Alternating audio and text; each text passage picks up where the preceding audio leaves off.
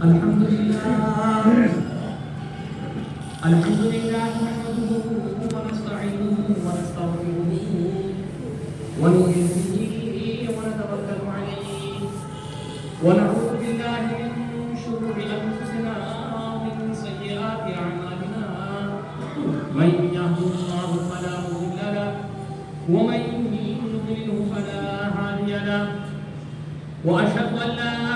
اله الا الله وحده لا شريك له واشهد ان محمدا عبده ورسوله اما بعد فان خير الحديث كتاب الله وخير الهدي هدي محمد صلى الله عليه وسلم وشر الامور محدثاتها وكل محدثه بدعه وكل بدعه ضلاله وكل ضلاله في النار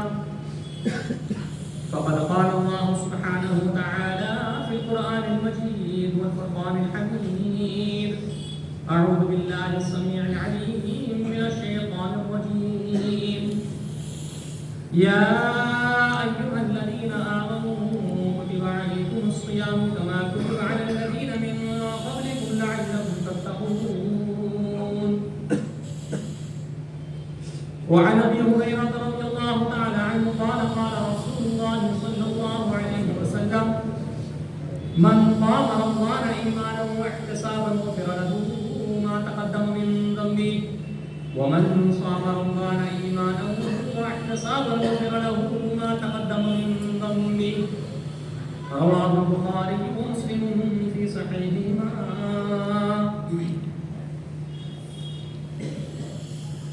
الحمدللہ اللہ تبارک و تعالی اللہ احکم الحاکمین اللہ مالک الملک ذو الجلال والاکرام جو عالم الغیب والشہادہ ہے جو ہر کس و ناکس کو بھرپور طریقے سے اپنے خزانوں سے عطا کرنے والی ذات ہے جو قادر مطلق ہے وہ اللہ سبحانہ و تعالی بس وہی ہر قسم کی تعریفوں کے لائق ہر طرح کی عبادتوں کے قابل کہ جس کا کوئی شریک نہیں جس کی کوئی اولاد نہیں جس کے ماں باپ نہیں جس کا کوئی مرشید یا وزیر بھی نہیں جس کا کوئی ساتھی یا رفیق بھی نہیں جس کا کوئی نت یا کفو بھی نہیں جو بالکل اکیلا ہے جو بالکل تنہا بالکل یکتا اور بے مثال بالکل بے نظیر جس کی کوئی مثال نہیں دی جا سکتی لیس کمثلہ شیء وہو السمیع البصیر وہ پاک پروردگار عالم ایسی ذات ایسی ہستی کہ اس کے مثل یا اس کے جیسا کوئی نہیں کوئی ہو ہی نہیں سکتا سب سے زیادہ سننے والا سب سے زیادہ دیکھنے والا وہ اللہ سبحانہ و تعالی وہ پاک پروردگار عالم یہ جو اپنے بندوں پر ان کے اپنے زیادہ سے زیادہ قریبی رشتہ داروں سے بھی زیادہ مہربان ان کے اپنے والدین اور بیوی بچوں سے بھی زیادہ محبت کرنے والی ذات کئی گنا زیادہ محبت کرنے والا شفقت کا معاملہ اختیار کرنے والا مہربانی اور عطا کا معاملہ اختیار کرنے والا انتہائی اعلیٰ درجے کا فضل و کرم نیچھاور کرنے والی ذات اور اس کے نمونے اللہ تبارک و تعالی اپنے بندوں کو دکھاتا رہتا ہے اپنے بندوں پر وہ نعمتیں وہ انعام اکرام وہ جنت کے وعدے ان کے چھوٹے چھوٹے سے نمونے وہ رب العزت دنیا میں بھی اپنے ایمان والے بندوں اور بندیوں کو دکھاتا رہتا ہے خود بھی قرآن مجید فرقان حمید کے اندر اور اپنے پیارے حبیب نبی کریم محمد رسول اللہ صلی اللہ علیہ وسلم کی زبان مبارک سے بھی بہت سارے ایسے قوانین ایسے ضوابط ایسے اصول مقرر فرما دیے کہ جن پر کاربند رہ کر یا جن کی پابندی کر کے جن پر مداومت اختیار کر کے جن کو ایک ایمان والا بندہ یا بندی اپنا کر اپنی زندگی میں ڈھال کر دنیا اور آخرت کی کامیابی حاصل کر سکتے ہیں. سرخروئی اور کامرانیاں ان کے مقدر بن سکتی ہے. یہ رمضان مبارک کا مہینہ جو ایک عظیم ترین عطا، ایک بہترین نعمت عظمی کہ جس کا کوئی بدل ہو ہی نہیں سکتا. کیا مقصد اس کے عطا کرنے کا اور اس کے روزوں کی فرضیت کا؟ تاکہ تم تقوی والے بن جاؤ. یا ایھا الذین آمنوا کتب علیکم الصیام کما کتب علی الذین من قبلکم لعلکم تتقون. اے ایمان والو، تم پر اللہ تبارک و تعالی نے یہ رمضان مبارک کے روزے فرض قرار دے دیے ہیں جس طرح تم سے پچھلی امتوں کے لیے مقرر کر دیے گئے تھے، تاکہ تم پرہیزگار بن جاؤ، تاکہ تم اور زیادہ تقوی والے بن جاؤ، تاکہ تم اور زیادہ اللہ کا قرب اور نزدیکی حاصل کرنے والے ہو جاؤ، تاکہ تم اور زیادہ اللہ کا ڈر، خشیت، رعب جلال، اس کی عظمت، اس کی تکریم، اس کا مرتبہ اور اس سے محبت میں بڑھنے والے ہو جاؤ. تقوی کا یہ مطلب نہیں ہے کہ صرف اللہ سے ڈرتے ہی رہنا ہے، اس سے صرف خشیت ہی کرنی ہے. نہیں، تقوی کا ایک مطلب یہ بھی ہے کہ اس ڈر کے اندر، اس خشیت کے اندر اللہ تبارک و تعالی کی محبت بھی شامل ہو، اس سے ملنے کی طلب بھی ہو، نیکیوں کے بدلے میں اس کی طرف سے عطا کردہ انعام اکرام کے حصول یابی کی خواہش ہو، اور اس رب کائنات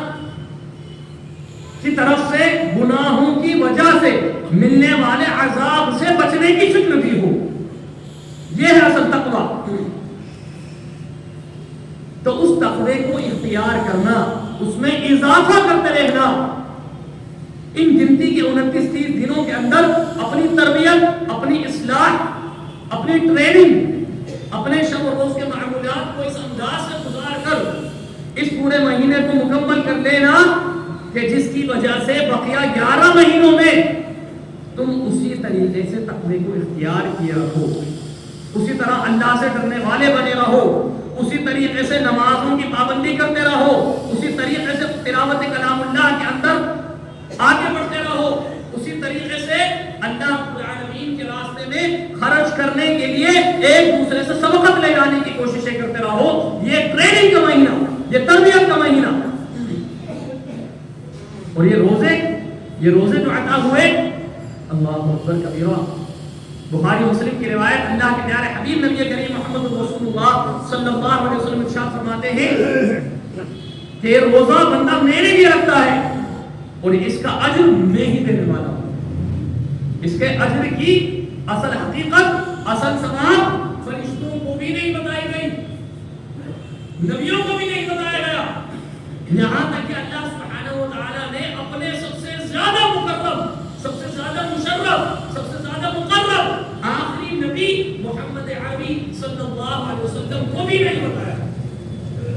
ہاں، چند نمونے اس رمضان مبارک کے اندر کیے جانے والی نیکیوں کے بدلے اور ان کے عوض میں جنتوں کے اندر ایمان والے اور ایمان والیوں کو ملنے والے جو بدلے ہیں نا، ان کے تھوڑے تھوڑے سے اشارے کیے گئے ہیں. ان صرف اشاروں سے اندازہ لگایا جا سکتا ہے کہ روزے کا بدلہ اللہ تبارک و تعالیٰ کی طرف سے کیسا عظیم ہو سکتا ہے. روزے کے علاوہ جو دیگر نیکیاں ہوتی ہیں ان کے تعلق سے ہم دیکھیں، صحیح ابن خزیمہ، صحیح ابن حبان، بیہقی وغیرہ کی روایتیں حضرت عبداللہ بن عباس، حضرت ابو سعید خدری رضی اللہ عنہ، حضرت ابو ذر غفاری رضی اللہ عنہ بیان فرماتے ہیں کہ اللہ کے پیارے حبیب نبی کریم محمد رسول اللہ صلی اللہ علیہ وسلم نے ارشاد فرمایا کہ رمضان مبارک کی پہلی رات آتے ہی اللہ سبحانہ و تعالی کی طرف سے جنت کے سارے دروازے کھول دیے جاتے ہیں اور پھر آخری رات تک، رمضان کی آخری رات تک کوئی دروازہ بند نہیں ہوتا. آسمان کے بھی سارے دروازے کھول دیے جاتے ہیں یہاں تک کہ آخری رات تک کوئی دروازہ بند نہیں ہوتا. جہنم کے سارے دروازے بند کر دیے جاتے ہیں یہاں تک کہ آخری رات تک جہنم کا کوئی دروازہ کھولا نہیں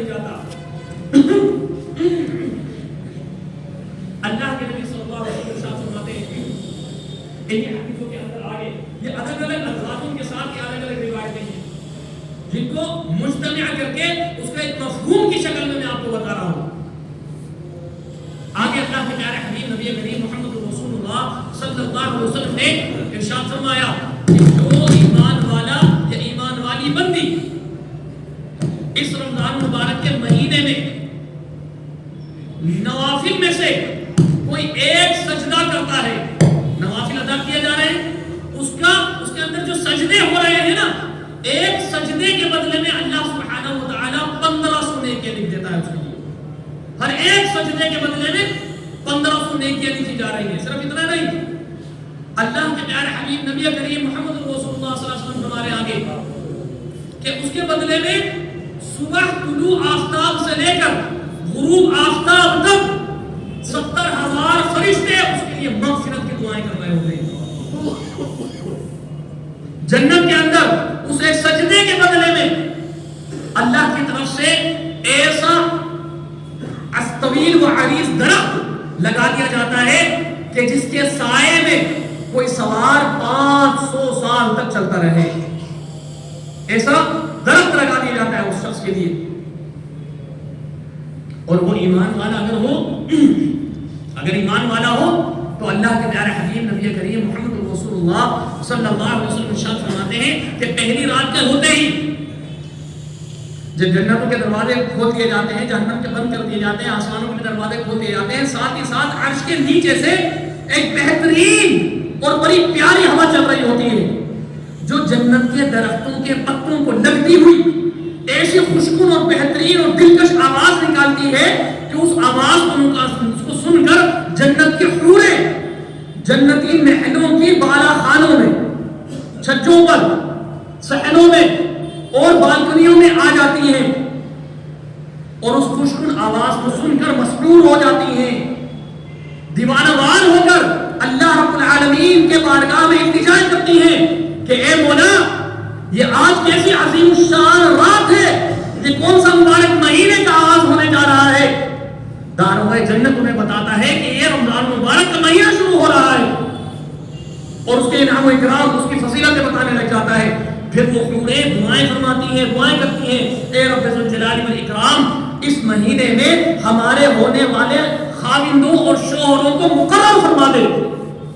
ان کے لیے, ان کو ہمارے لیے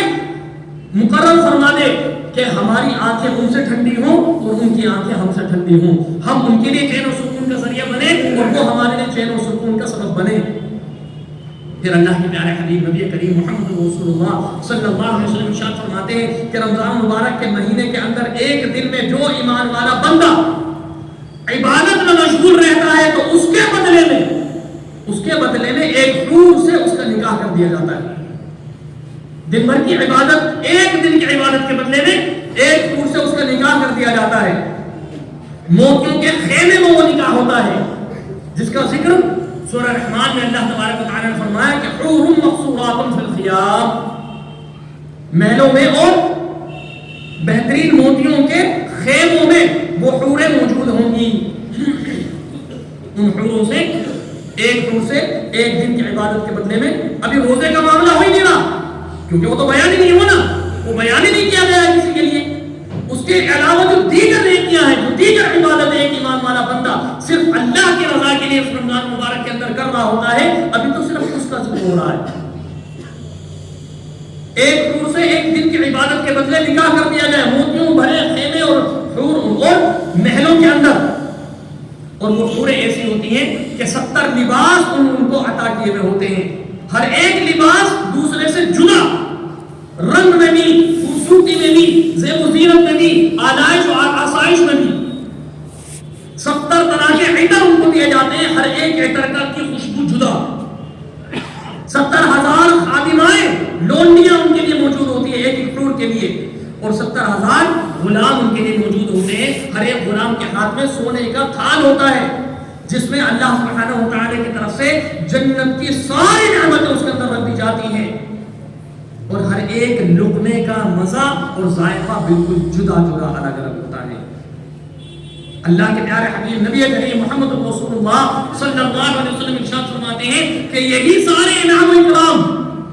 اس حور کے خاوند کے لیے بھی موجود ہوتے ہیں وہاں پر، کہ جو ایمان کی حالت میں اللہ رب العالمین کی خاطر رمضان مبارک کے مہینے میں دن کی عبادت کر رہا ہے، دن کی عبادتوں میں مشغول ہے، لہو لعب میں نہیں، جھوٹ اور غیبتوں میں نہیں، چغل خوریوں میں نہیں، ایک دوسرے کو نقصان پہنچانے والے خیالات اور ترکیبیں بنانے میں نہیں، ایک دوسرے کو گالی گلوچ کرنے میں نہیں، ورنہ کوئی فائدہ ہی نہیں،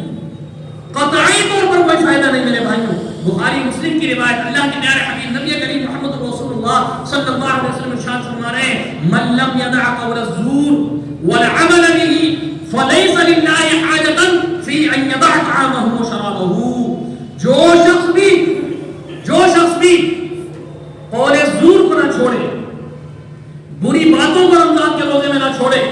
روزے کی حالت میں ہے پھر بھی جھوٹ بول رہا ہے، روزے کی حالت میں ہے پھر بھی غیبتیں کر رہا ہے، روزے میں ہے پھر بھی چغلیاں کر رہا ہے، روزے میں ہے پھر بھی اپنے بھائی یا بہن کو تکلیفیں پہنچانے میں لگا ہوا ہے، روزے کی حالت میں پھر بھی جھوٹ بول کر اپنا مال بیچنے میں لگا ہوا ہے، روزے کی حالت میں ہونے کے باوجود بھی ایک دوسرے کو گالی گلوچ ہو رہی ہے، اللہ اکبر کبیرہ، فَلَيْسَ لِلَّهِ حَاجَةً فِي أَن يَدَعَ طَعَامَهُ وَشَرَابَهُ۔ اللہ کے پیارے حبیب نبی کریم محمد رسول اللہ صلی اللہ علیہ وسلم ارشاد فرما رہے ہیں کہ اس کا دن بھر روزے کی حالت میں بھوکا پیاسا رہنے کی اللہ تبارک و تعالیٰ کو کوئی حاجت ہی نہیں ہے، وہ مولا بالکل بے پرواہ ہے، اس کو کوئی ضرورت ہی نہیں ہے، چاہے وہ بھوکا رہے پیاسا رہے، صرف دن بھر نہیں رات بھر بھی رہے، وہ بھی اللہ کو کوئی پرواہ نہیں ہے، کیوں؟ کیونکہ وہ اللہ رب العالمین کے لیے تو کر ہی نہیں رہا نا، الصیام جنۃ وحصن حصین من النار، طبرانی کی صحیح روایت، اللہ کے پیارے حبیب نبی کریم محمد رسول اللہ صلی اللہ علیہ وسلم ارشاد فرما رہے ہیں کہ روزہ تو ڈھال ہے، جہنم میں لے جانے والے سارے کاموں سے رکاوٹ پیدا کرنے والی چیز ہے، اگر ہم روزے سے اور پھر ان ساری برائیوں سے نہیں رک رہے تو ہمارا روزہ نہیں ہے، حقیقت یہ ہے کہ ہمارا روزے کی اس معدنیت کو نہیں پہنچا، روزے کی اس گہرائیوں کو نہیں پہنچ رہا، روزے کی اس مٹھاس کو حاصل نہیں کر پا رہے کہ جس کی وجہ سے اللہ سبحانہ و تعالیٰ کا تقوی ہمارے دلوں کے اندر پیدا ہوا تھا، جس کی وجہ سے ہم صحیح معنوں میں 29 اور 30 دن کے اندر اپنی تربیت صحیح طریقے سے کر پاتے، اپنے نفس کو کچل پاتے، اپنی خواہشات کو دبا پاتے، برائیوں سے بچ پاتے، کچھ ہو ہی نہیں رہا۔ کیسا روزہ ہمارا میرے بھائی، کیسی رمضان مبارک کی بہاریں ہم حاصل کر سکتے ہیں؟ یہ جو عام عطا ہو رہی ہے رب جلال کی طرف سے، بھرپور طریقے سے خزانوں کے دروازے اس نے کھول دیے اپنے، ان سے نیوچھاور وہ خزانے ہم اپنے لیے مقرر کر لیں، اس کے حقدار بننے کے بجائے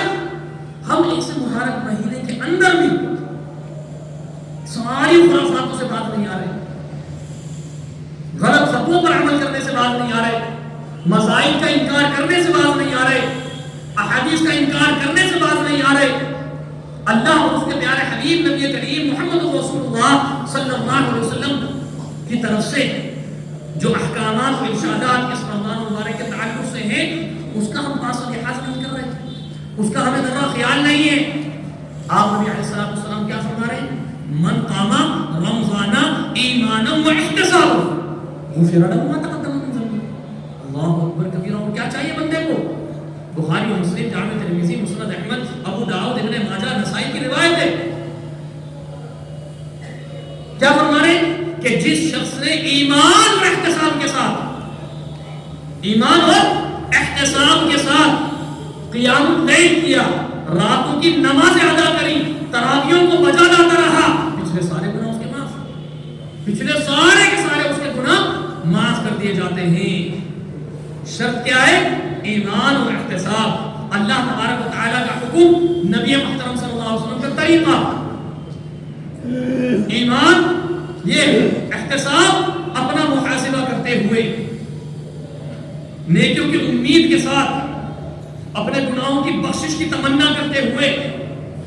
یہ روتے ہوئے گڑ گڑاتے ہوئے کہ مولا ہمارے گناہوں کو معاف فرما دے، ان ایمان اور احتساب کے ساتھ راتوں کی تراویح ادا کر رہا ہے، راتوں کے نمازوں اور نوافل کو ادا کر رہا ہے، تو پچھلے سارے گناہ معاف۔ کہ من صام رمضان ایمانا و احتسابا غفر له ما تقدم من ذنبه، کہ جس نے ایمان اور احتساب کے ساتھ رمضان مبارک کے روزے رکھے.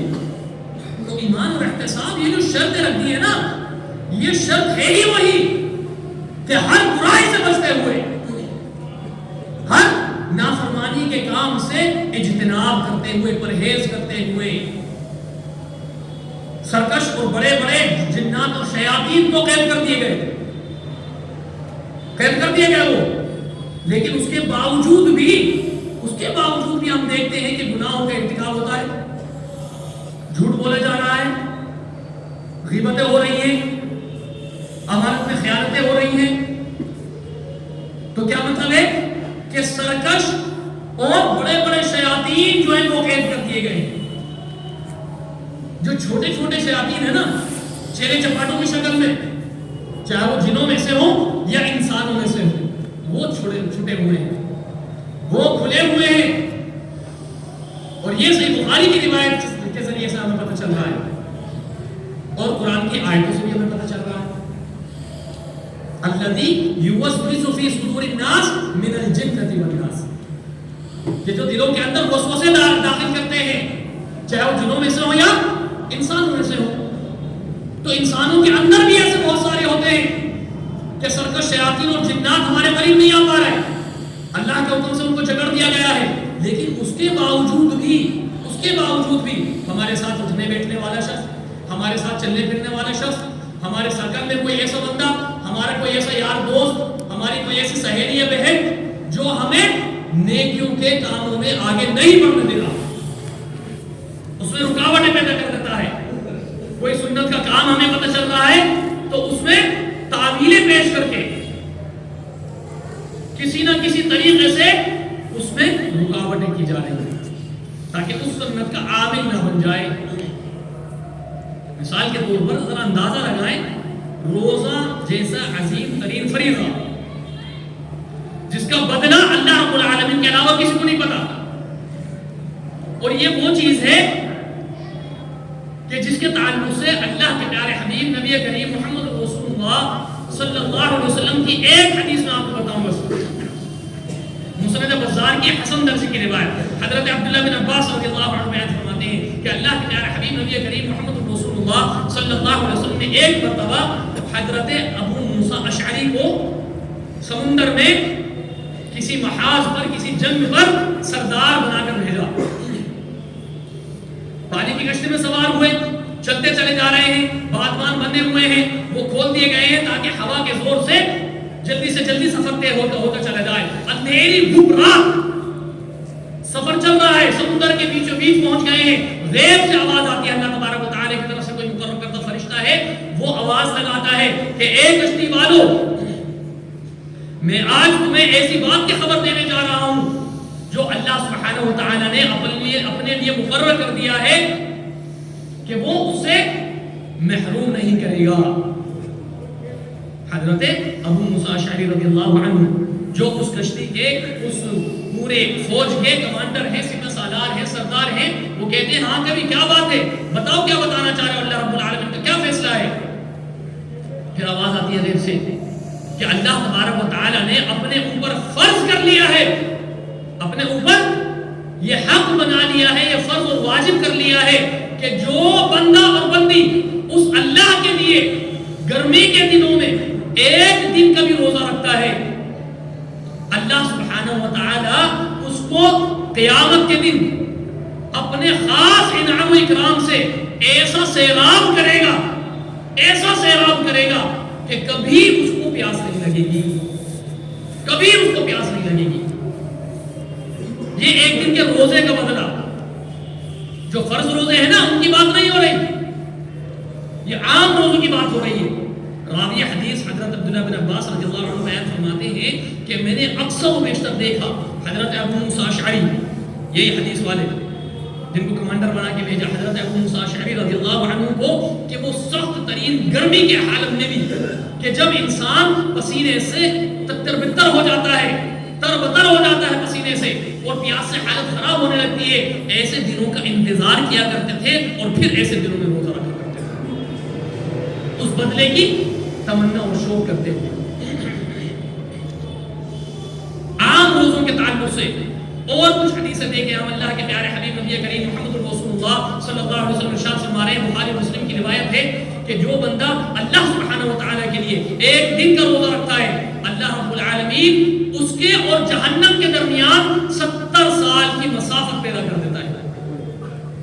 طبرانی کبیر اور طبرانی اوسط کی روایت ہم دیکھیں, اس میں اللہ کے نبی صلی اللہ علیہ وسلم کیا فرما رہے ہیں کہ ایسے روزے دار اور جہنم کے درمیان ایک خندق, ایک کھائی کھودی جاتی ہے جس کی مسافت زمین اور آسمان کے درمیان کے برابر ہوتی ہے. اتنی لمبی چوڑی کھائی اور خندق کھودی جاتی ہے. اسی طرح طبرانی صغیر کی ایک روایت ہم دیکھیں, اس میں کیا ہے کہ ایسے روزے دار اور جہنم کے درمیان 100 سال کی مسافت پیدا کر دی جاتی ہے. مسند ابی اعلیٰ کی ایک حسن درجے کی روایت, اس میں کیا الفاظ ہیں کہ ایسے روزے دار اور جہنم کے درمیان تیز رفتار گھوڑے کی 100 سال کی مسافت کے درمیان فاصلہ پیدا کر دیا جاتا ہے. اور ان تمام روایتوں کو محدثین جب ایک جگہ جمع کرتے ہیں تو ساتھ میں یہ بھی تشریح کرتے ہیں کہ بندوں کے ایمان کے مطابق اور موافق یہ معاملہ ہوتا ہے کہ کس قدر اخلاص ہے, کس قدر اس میں للہیت ہے, کس قدر اس روزے کو صحیح معنوں میں ادا کرنے کی کوشش کر رہا ہے, کس انداز کے ساتھ برائیوں سے اور غلط کاموں سے, نافرمانیوں سے بچتے ہوئے اس روزے کو مکمل کرنے کی کوششیں کر رہا ہے. یہ روزے کا اجر و ثواب.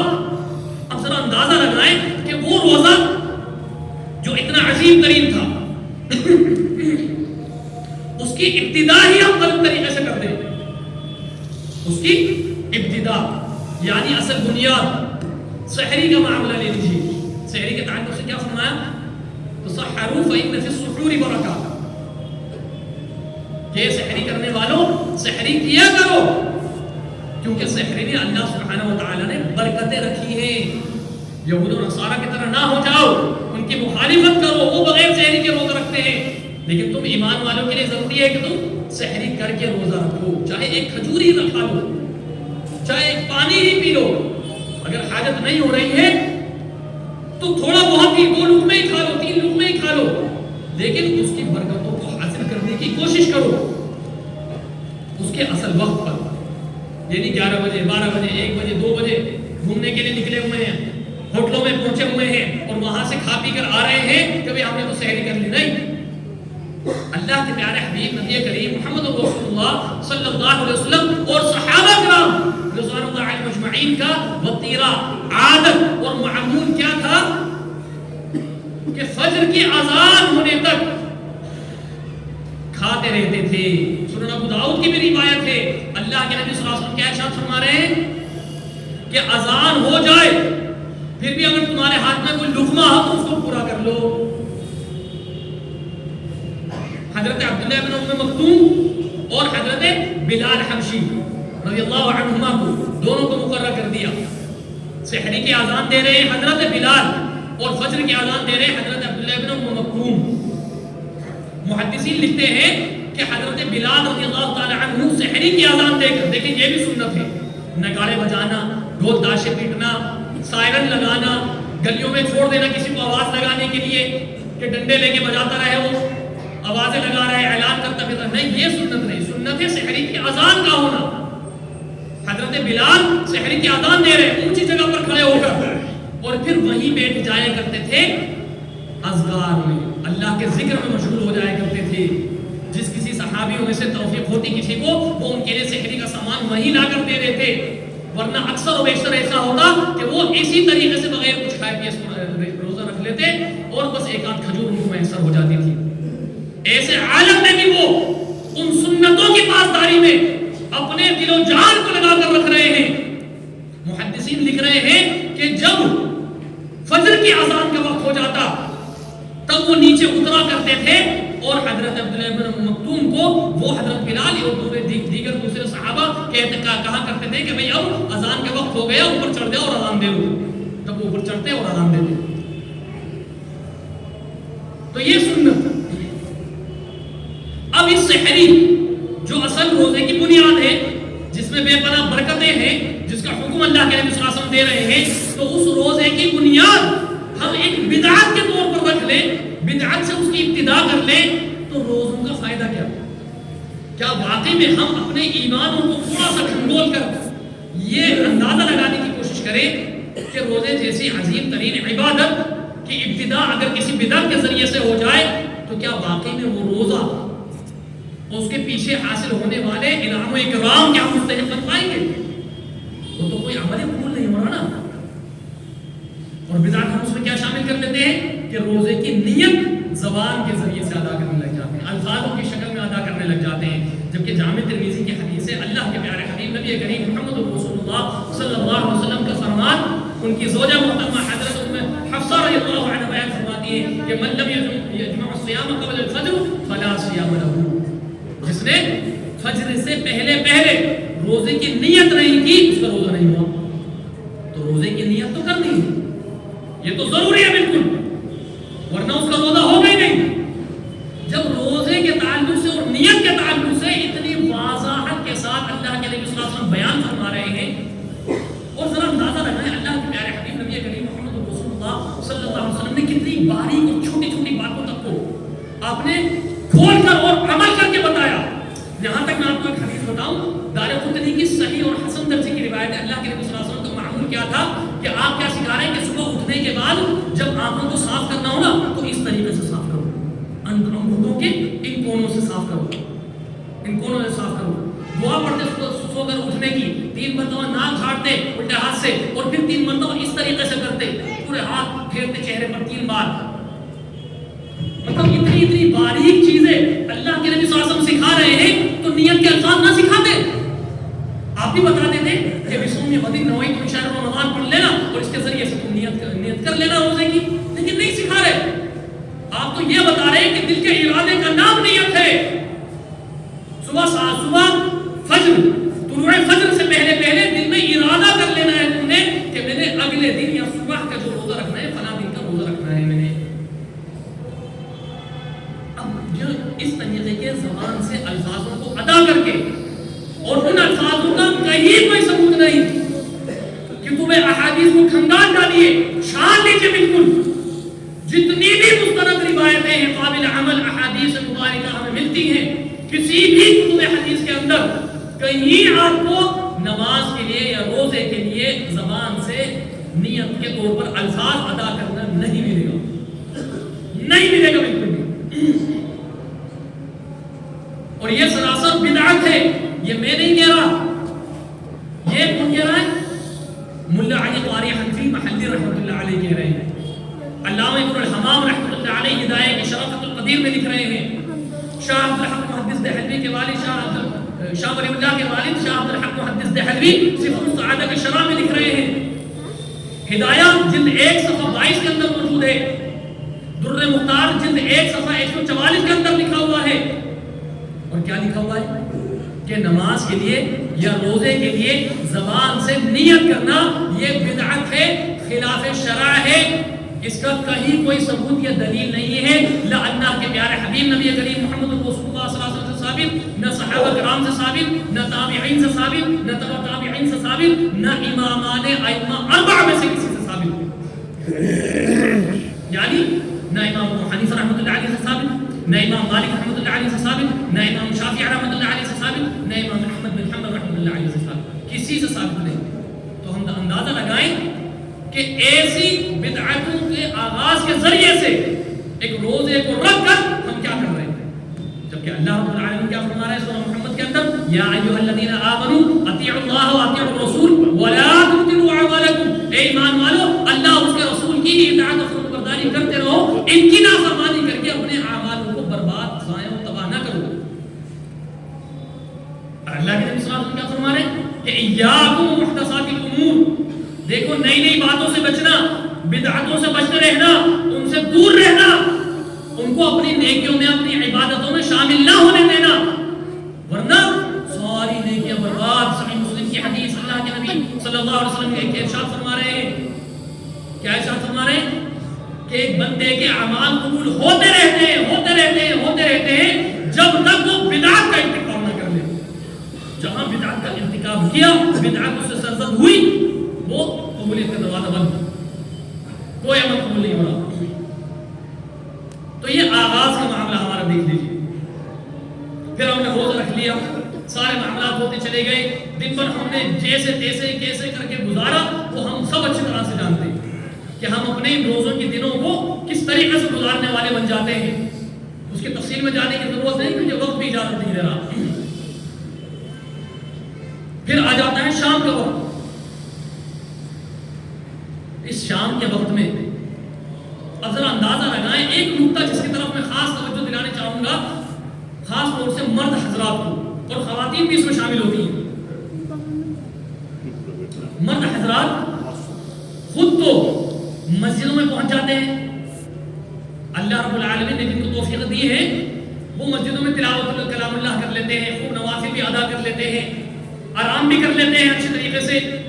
اور پھر گھر میں آرڈر دے دیا جاتا ہے کہ بھئی میرے لیے فلاں چیز بنانی ہے، فلاں چیز بنانی ہے، فلاں چیز بنانی ہے، فلاں چیز بنانی ہے۔ اب بیچاری عورت ظہر تک کو کسی طریقے سے اپنا کام نمٹائے، اب ظہر کے بعد سے وہ باورچی خانے کی ہو جاتی ہے، نہ اس کا تلاوت کلام اللہ، نہ اس کا ذکر و اذکار، نہ اس کی تسبیحات، نہ اس کی نوافل، نہ اس کی دیگر عبادتیں، کچھ نہیں۔ اب بیچاری اسی فکر میں لگی ہوئی ہے کہ مجھے اب بچوں کے لیے اور شوہر کے لیے کیا بنانا ہے۔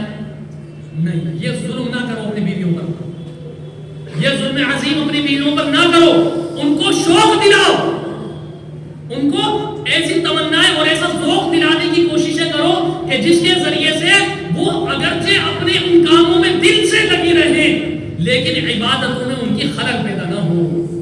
ان پر جبر نہ کرو، ان پر ظلم ستم کے انداز میں یہ معاملات نہ کرواؤ کہ ان کے جو نیکیوں کے کمانے کے معاملات تھے اس میں وہ سست ہو جائیں۔ کیوں؟ وہ ٹینشن میں آ جائیں گے۔ جب ظلم ستم اور جبر کی صورت میں یہ معاملہ ہوگا نا تو پھر سہولتیں باقی نہیں رہتی، لیکن جب ایک بندہ شوق سے، ذوق سے، ایک خوشی اور سرور کی حالت میں کسی کام کو کرتا ہے نا، دل کی گہرائیوں سے کرتا ہے، تو پھر اس کو کوئی ٹینشن باقی نہیں رہے گی۔ آپ کیا ویڈیوگرافی کر رہے ہیں؟ بھائی ویڈیوگرافی بالکل نہ کریں، یہ سراسر حرام ہے، اس کو ابھی کے ابھی ڈیلیٹ کر دیجئے،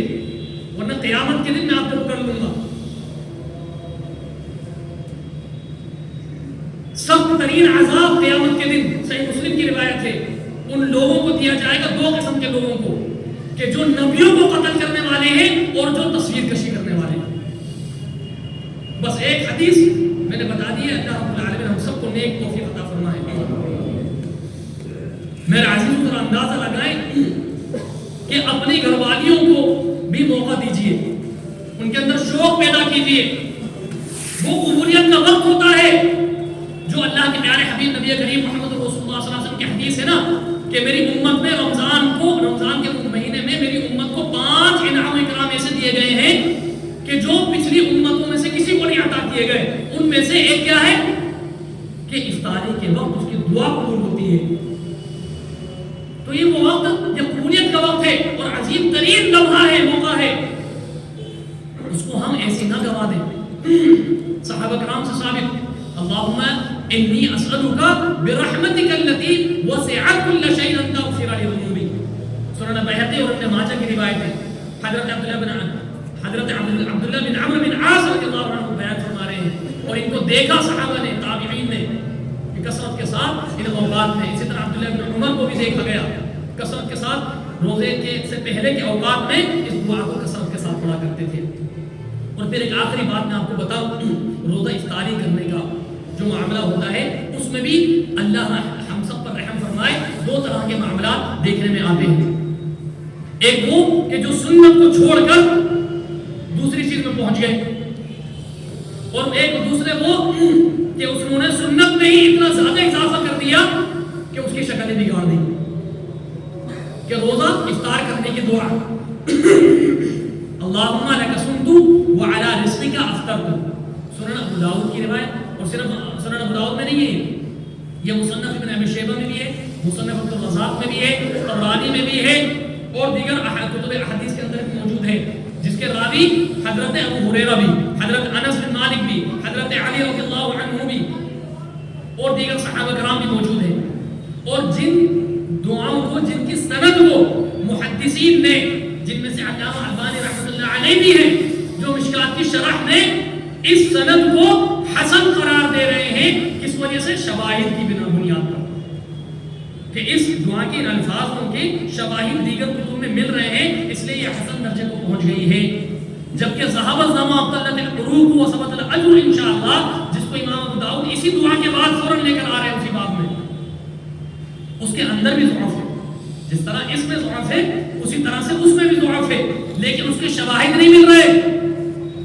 اس دعا کے شواہد مل رہے ہیں جس کی بنا پر یہ حسن درجے کو ہو رہی ہے.